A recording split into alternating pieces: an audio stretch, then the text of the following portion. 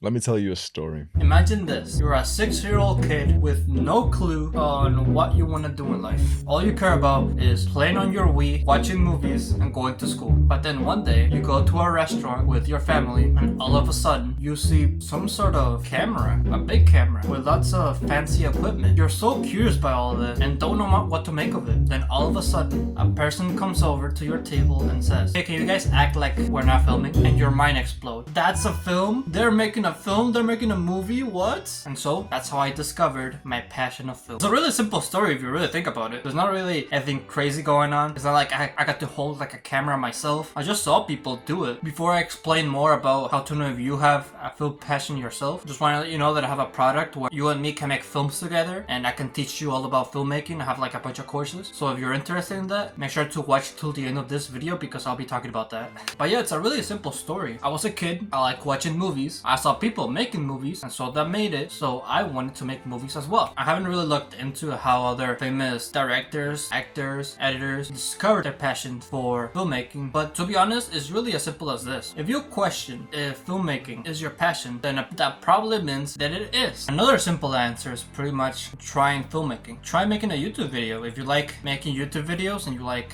setting up the camera, the editing process, setting up your room, that way it looks clean on camera, making a script, making a story, just try it. And if you don't like it, then well, that just probably means that you weren't really into filmmaking. But if you did like these things, then well, you do like filmmaking. And you can like more than one aspect of it. For example, I like directing, I like editing, I like screenwriting, I also like acting, like pretty much like everything about it. But there could be several aspects to why you question if you're actually into filmmaking. For me, one of the things that helped me back for a long time had to be the fact that filmmaking was entertainment. And last year, like about 2 years ago, I discovered this guy named Hamza, and he talked about the fact that you should focus on self-improvement. You should focus about improving your mentality, becoming a better person, being more educated, and delaying gratification. Like going against social media, going against using social media, going against eating junk food, all that stuff. And so one of the things that he mentioned was the fact that you shouldn't really spend time making and consuming entertainment. And because of this, I make kind of like an excuse to switch my old channel and make it all about self-improvement, teaching others about how to build muscle, teaching others how to be more productive and all that stuff. But as I watched more of his videos and as he talked about more like what I would want to sell, what I want to give out to the world, I always went back to filmmaking. Like I would like envision me, I don't want to talk about my product because I want to talk about at the end, but I would envision me working with others, teaching them how to make a movie, working together on making a movie, and all about that. And so I always thought about it, like it always came to mind when he talked about choosing a niche. And so for like a whole year, like it really pisses me off because I wasted a whole year on self-improvement even though I really didn't want to do that. So the point that I'm getting at with all this is the fact that it doesn't matter if people hate on your passion, go against your passion. If you want to do this as your job for the rest of your life, if you're truly dedicated to this, then pursue it. It doesn't matter if people think it's unproductive. It doesn't matter if people think that you're damaging other people's brains. It's what you like. I would say this would be like the one thing that I don't like about the whole self-improvement space. I don't want to rant too much about it because I want to talk about more about film passion. But the solo self-improvement space, they always talk about how you should remove these things and how people who talk about keeping entertainment stuff are trying to keep you weak. And that's not really the truth. Sure, you don't need to spend like watching a movie, watching a show every day. It's not really all that healthy. I do think like you could be doing more productive things with it. But like setting time aside like once a week to watch a movie by yourself or like with a family member or like a loved one, there's nothing wrong with that. I don't know why a lot of people are trying to say that you should remove it entirely. No, like what's the point of working so hard if you're not gonna set time aside to enjoy the things that you're working towards? Anyway, film passion. This is just one thing that pulls people back from going full in on their passion of filmmaking. A second thing that I want to talk about and what holds people back is the fact that people do say that filmmaking is a very saturated job, and that is true. I don't know the exact percentage of people who want to be filmmakers, but it's probably pretty high. And the reason for it is because of the same reason why people want to be rock stars: fame, money, power. The power of influence, the fame that comes when making a very popular film, and the money you get. You obviously get a lot of money. Like if you see how much money some some movies make back, you'll be surprised. What I'm saying is there's a lot to gain from it, and a lot of people just mostly think of that. Don't get me wrong, there's of course plenty of people out there who focus on expressing themselves, making some sort of creative story, an idea they want to show to the world. But just like you do, people mostly focus on what they get back from it instead of what they want to give out to the world. Pretty much most people are selfish. So if you go into filmmaking wanting these things, then you're already lost. And the thing is, because so many people go into filmmaking wanting these things, it makes it harder for people who do want to express themselves and want to give their message to the world. They make those people work harder, which is a good thing, to be honest.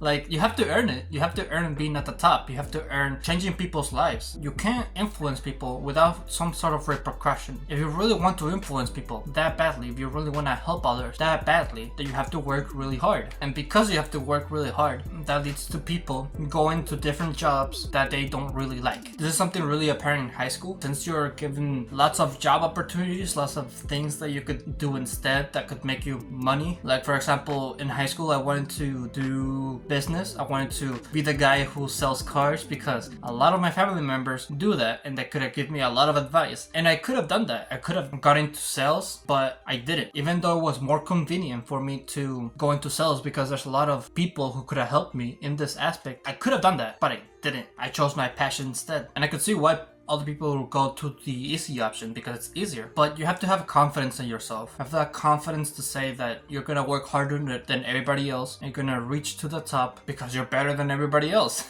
There's nothing wrong being egotistical. Believe in yourself. It is much more better to work hard at something, even if you fail at it a dozen times, than choosing the easy option but being depressed because that's not your passion. Again, talking about self-improvement, I made like self-improvement videos, and I made like muscle building videos, and whenever I thought about like coaching another guy to how to build muscle and, you know, making a course on building muscle, like I couldn't see it. Every time I would think about it, I would just think about how wrong it is, how that's not really what I want to do. And imagine that feeling of uncertainty every day. Well, that's what happens when you don't follow your passion. You have to go with your own instinct, with your own feelings and soul. You have to live your life based on your own desires. Obviously, not all the time. Obviously, if you live your life to your own desires, you're gonna end up consuming junk food, being lazy. But I'm saying, like, you know, go towards your own passion. Because if you live based on what other people want for you, you're gonna also be unhappy. I see a lot of people in my college, I don't know if this is true, but I see a lot of people in my college who go into nursing and try to become a doctor or a nurse because their parents told them to. And to that,